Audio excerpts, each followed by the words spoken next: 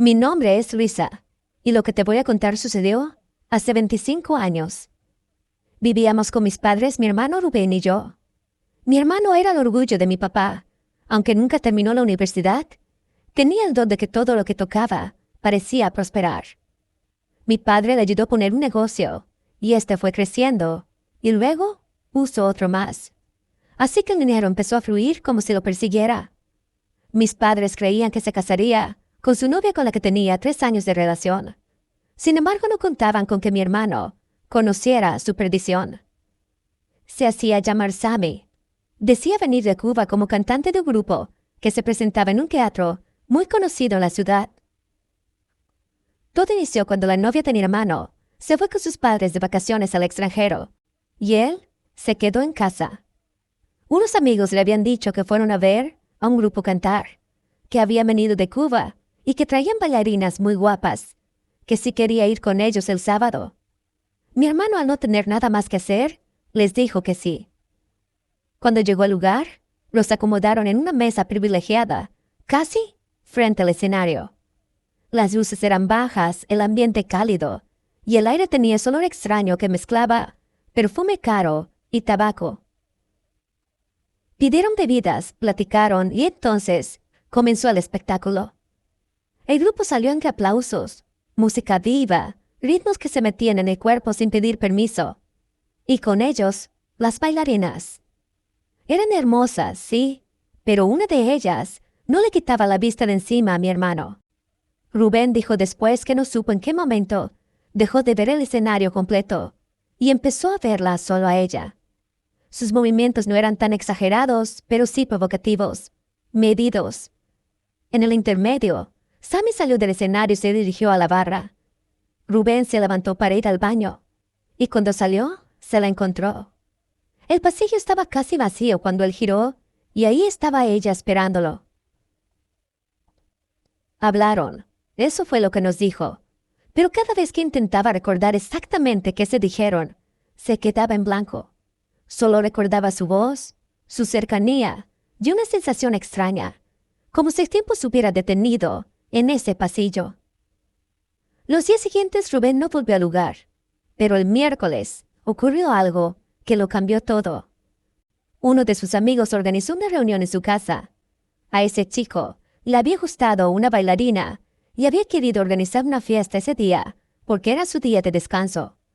Así que no solo llegó ella, sino también las demás compañeras del trabajo y hasta los músicos. Esa noche, Rubén no se separó de ella.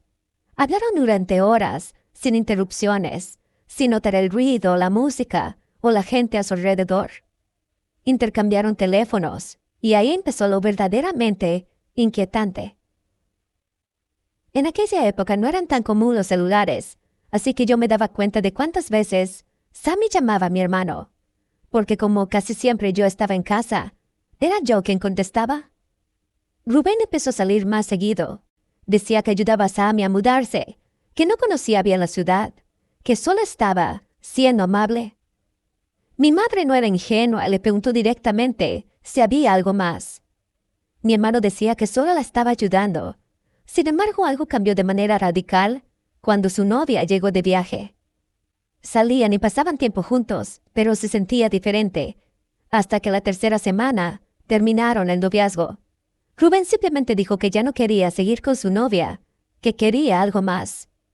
A partir de ese momento, todo comenzó a desmoronarse con una rapidez que todavía hoy me cuesta explicar.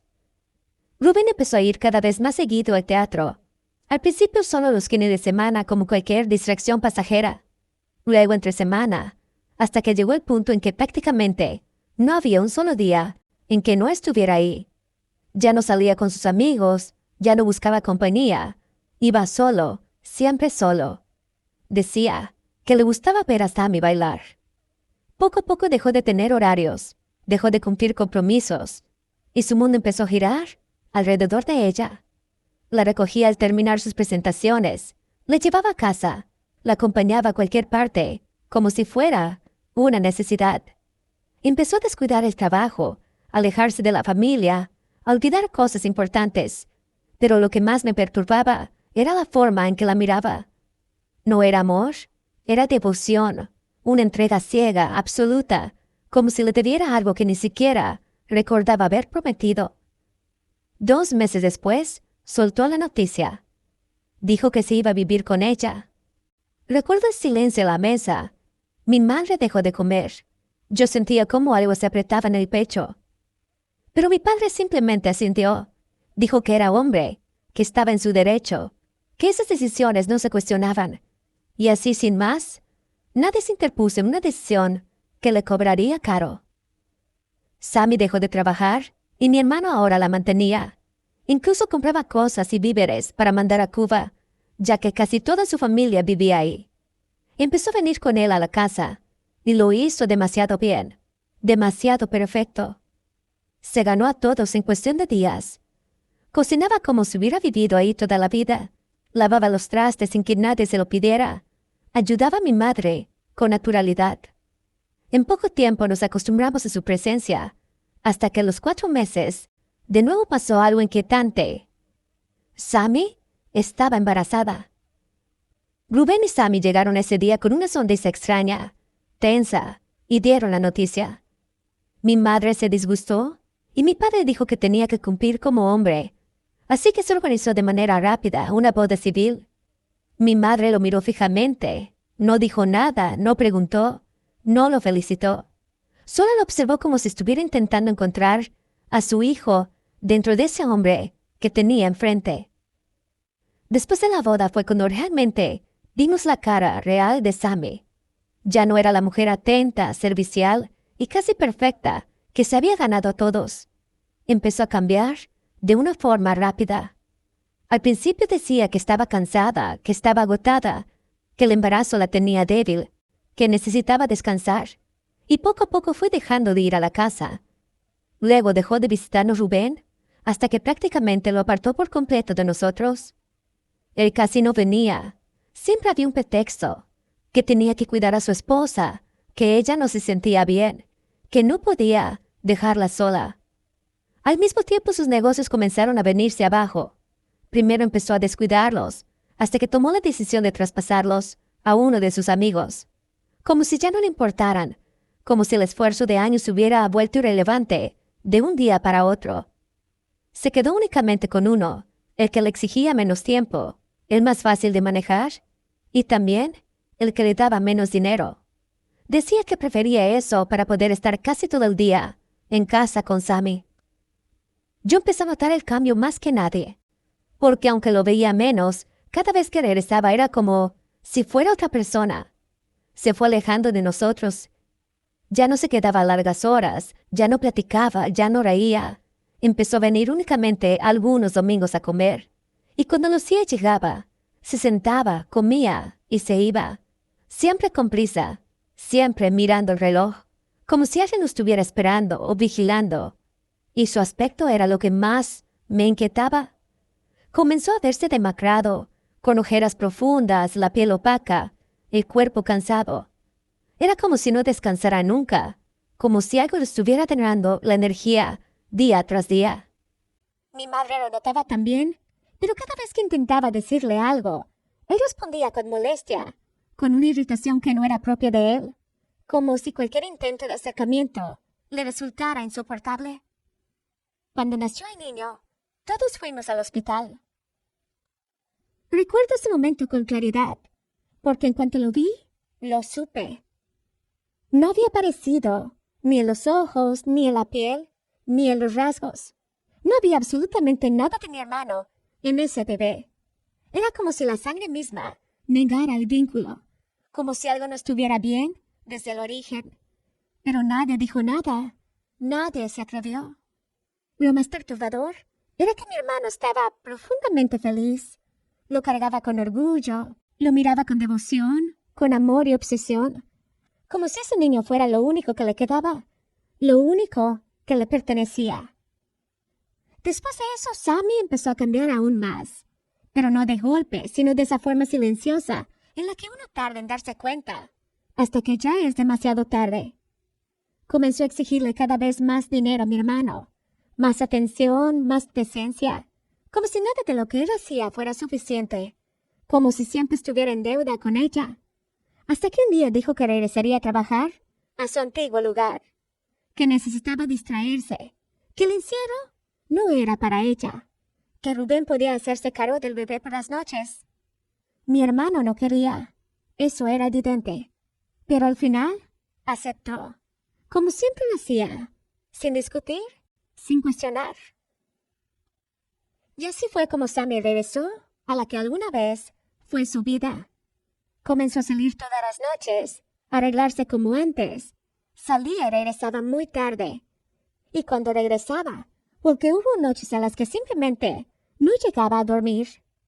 Mientras tanto, mi hermano trabajaba durante el día y cuidaba al niño por las noches. Dormía poco, comía mal, vivía cansado y se aisló completamente de sus amigos y familia. Cuando el bebé cumplió 1 año, fue cuando todo empezó a volverse más oscuro, más evidente y también más difícil de ignorar. Mi hermano comenzó a enfermar, primero con cansancio, luego con debilidad, después con una especie de agotamiento constante que no se le quitaba con nada, hasta que una noche le llamó mi madre. Su voz era apenas un susurro. Le pidió que fuera a verlo, que se sentía muy mal y que estaba solo cuidando al niño. Mi madre salió de inmediato. Cuando llegó a la casa, no reconoció a su hijo. Rubén era completamente otra persona, extremadamente delgado, con los ojos hundidos, la piel pálida y las ojeras marcadas como si llevara días sin dormir. Apenas podía mantenerse en pie. Decía que se había sentido mal, que le costaba mantenerse despierto, que sentía el cuerpo pesado. Pero lo más extraño no era él, era la casa. Aquella casa que alguna vez había sido cómoda, limpia, bien arreglada, ya no existía. En su lugar había muebles viejos, desgastados, cosas básicas, como si poco a poco todo hubiera sido reemplazado por lo más barato, lo más descuidado. Mi madre lo miró confundida y le preguntó que en dónde estaba su sala y su comedor. Por todo lo que él había comprado con mucho esfuerzo, muebles de una mueblería reconocida. Y él, con total naturalidad, respondió que Sammy no los quería, que no le gustaban, que los había vendido y que con ese dinero comprarían otros mejores, que lo que había ahora era temporal mientras mandaban hacer los nuevos. Pero no era temporal, era abandono. Mi madre comenzó a recorrer la casa y lo que vio le dejó helada.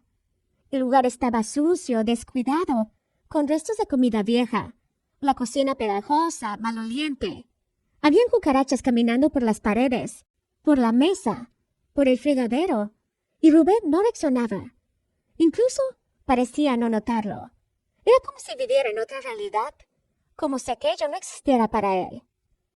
Mi madre intentó cocinarle algo, abrir los cajones, organizar un poco, pero entonces lo vio. Pequeñas heces de ratón entre los utensilios, en la cocina donde comía y preparaba la comida de su hijo. Mi madre sintió un nudo en el estómago. El asco se mezcló con el miedo, porque no solo era suciedad, era abandono total. Y lo más perturbador era que mi hermano caminaba por la casa con total naturalidad, como si nada de eso estuviera ahí. Como si conviviera con algo que nosotros sí podíamos ver, pero él no. Esa noche, cuando mi madre regresó a la casa, nos dijo que Rubén no estaba bien, que no era el mismo, y que estaba segura que Sammy lo tenía embrujado, y que era muy posible que fuera por el dinero. Llamó a mi abuela y entre ambas recordaron a una mujer, una vieja conocida, una sanadora, una curandera, que las ayudó años atrás. Organizaron todo en silencio. Decidieron que irían a la casa de Rubén la noche siguiente, aprovechando que Sammy salía a trabajar. Cuando llegaron y doña Filomena, la curandera, vio a mi hermano, su expresión cambió por completo. Su mirada se endureció, como si no estuviera observando a Rubén, sino algo que lo cubría, algo que lo envolvía desde hacía tiempo. Y fue a partir de esa visita que todo dejó de ser extraño, para volverse verdaderamente peligroso. La señora se acercó a él con calma, lo miró fijamente y le dijo que no estaba enfermo, que lo que tenía era brujería, que lo habían trabajado desde hacía mucho tiempo que lo tenían amarrado, ciego y sordo, y que no se daba cuenta porque parte de ese mismo trabajo era no creer, era nublar la mente, hacerle pensar que todo es normal, que todo estaba bien. Rubén no reaccionó como esperábamos. No discutió, no preguntó, no se alteró. Solo movía la cabeza, despacio, como si apenas pudiera procesar lo que escuchaba, como si estuviera ahí, pero al mismo tiempo en otro sitio. Entonces doña Filomena le pidió a mi madre que sacara una botella de agua que había llevado en su bolso y comenzó a rezar algo que hacía que el ambiente se volviera pesado.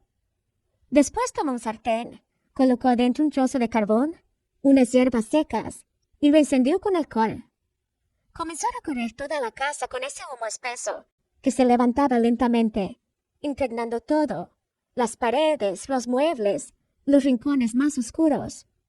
Mi hermana empezó a incomodarse. Primero fue leve, luego evidente.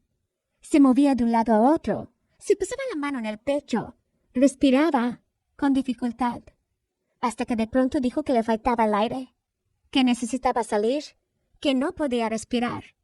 Pero la curandera no se lo permitió. Le dijo que se quedara, que no saliera porque eso que estaba sintiendo era precisamente lo que tenía que salir, que el humo lo estaba limpiando. Después tomó un huevo de cáscara café y comenzó a pasarlo por todo su cuerpo, desde la cabeza hasta los pies, con movimientos concentrados, como si estuviera recogiendo algo invisible, algo pegado a su piel, a su energía.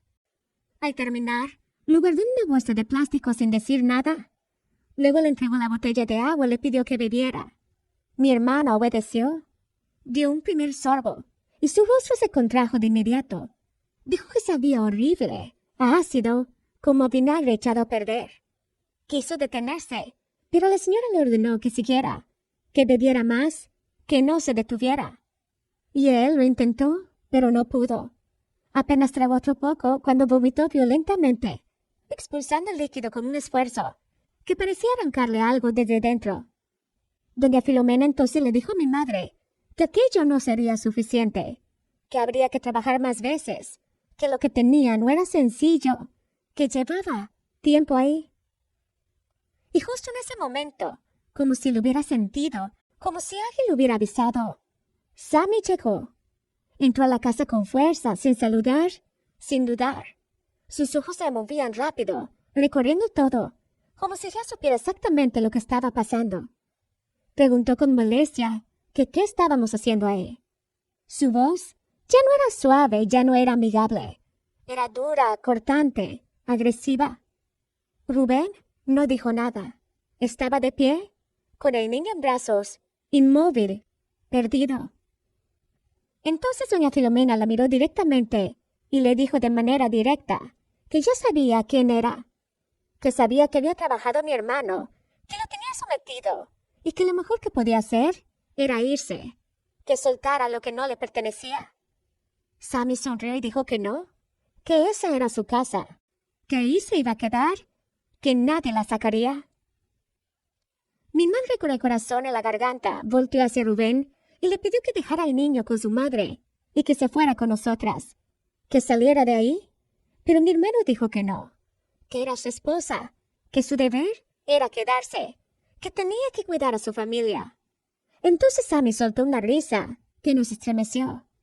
Dijo que aunque quisiéramos, él era suyo, que no se lo íbamos a quitar, que ya era demasiado tarde. En ese instante la curandera arrojó el carbón encendido con las hierbas justo en sus pies. El humo subió de golpe y Sammy dio un brinco de inmediato para no tocarlo. Y por primera vez la vimos nerviosa. La curandera dio un paso al frente. Su voz se volvió más fuerte y le dijo que no le temía, que ya conocía su verdadero rostro, que sabía con qué estaba jugando, pero que ella sí debía temer.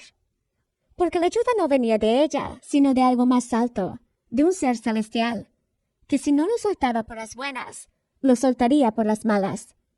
Sammy tomó al niño en sus brazos con fuerza, le apretó contra su pecho y le dijo a Rubén que se largara, que se fuera con su familia, que le iba a pedir el divorcio. Lo dijo con una facilidad escalofriante, como si cortar ese vínculo no le doliera en lo más mínimo. Salimos de ahí casi sin hablar. Llegamos a la casa y mi hermano entró en silencio.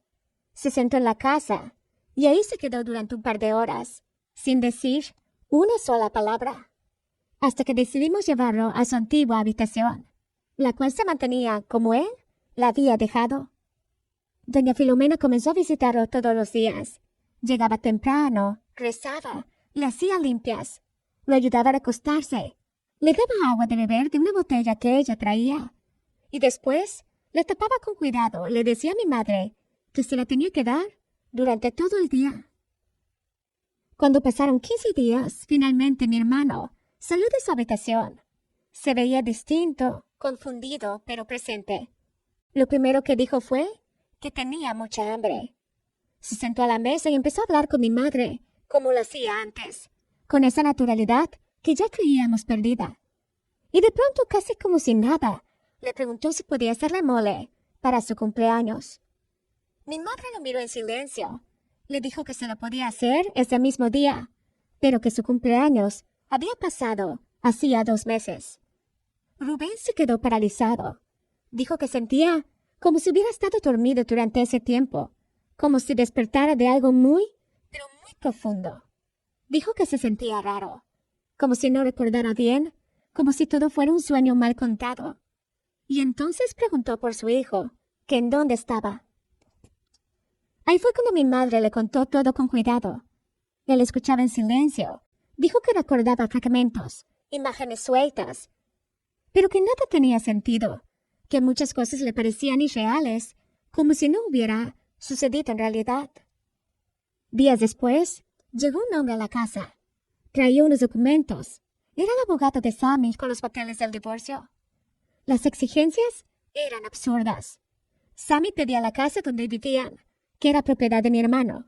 Pedía el auto, una manutención elevada para el niño, hasta los 18 años, y que después él se hiciera cargo de sus estudios universitarios. Rubén, que ya empezaba a recuperar claridad, tomó los papeles y le dijo al abogado que los iba a analizar con otro licenciado antes de firmar. Ahí el hombre cambió de actitud. Se puso nervioso e insistente. Le dijo que era mejor firmar de una vez, que después sería peor, que la señora estaba pidiendo lo justo, que no se metiera en problemas, que se liberara de eso cuanto antes. Pero mi hermano le dijo que no, que lo revisaría. Buscó un abogado reconocido en la ciudad, un hombre con experiencia en divorcios complicados. Fue acompañado de mi padre, quien, con todo y su carácter duro, empezó a ver lo que nosotros habíamos visto desde hacía tiempo. Le dijo al abogado que algo no estaba bien, que ese niño no se parecía en nada a su hijo, y tampoco a nadie de la familia, que había algo extraño. El abogado tomó nota y pidió una prueba de paternidad.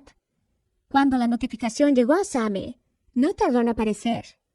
Llegó molesta, alterada, reclamando, preguntando cómo era posible que dudara de ella, que había sido fiel, que eso era una ofensa. Pero Rubén le dijo algo que la descolocó por completo.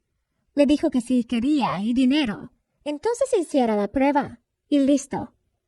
Ella no quiso. El proceso fue largo, pesado. 8 meses de pleito, de papeles, de tensión, hasta que finalmente no tuvo otra opción y aceptó hacer la prueba.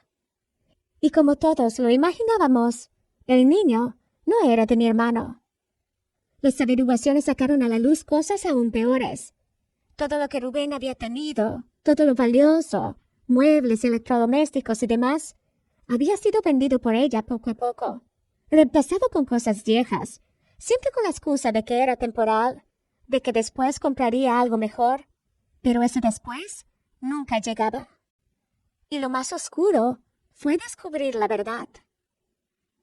Sammy nunca había regresado a trabajar. Tenía un amante, el padre del niño, un hombre que mi hermano había visto antes, porque era el tecladista del grupo. Y sí, el niño se parecía a él. En pocas palabras, ellos embrujaron a mi hermano porque tenía algo de dinero. Querían sacarle provecho económico y que Sammy obtuviera la nacionalidad y así aprovecharse para utilizarlo a su favor. Mi madre no pudo soportarlo. Verla tan tranquila mientras mi hermano se consumía por dentro me había marcado profundamente. Así que habló con doña Filomena y le pidió venganza. Quería que ese mal se lo regresara, que todo lo que le habían hecho a su hijo se les devolviera, que sintieran en carne propia el dolor, la desesperación, el vacío. Pero la curandera dijo que no se debía tocar ese camino, que el mal no se combate con más mal, que lo que uno envía siempre regresa, que el tiempo, la vida y el propio destino se encargan de poner todo en su lugar. Y efectivamente tuvo razón.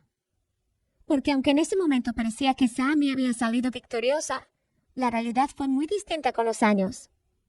Uno de los amigos de mi hermano, que se casó con una chica que bailaba en mi grupo y que al día de hoy siguen juntos, fue quien nos contó la historia de Sammy. Se quedó en Mérida un tiempo, viviendo con lo que pudo, dependiendo de alguien más, siempre buscando de quién sostenerse. La relación con el padre del niño no duró mucho. Se separaron en medio de problemas, rumores de engaños, discusiones constantes, y le abandonó con el niño sin pagarle un solo peso de manutención. Que posteriormente se mudó a la Ciudad de México y que vivió ahí, trabajando en un centro nocturno de mala muerte.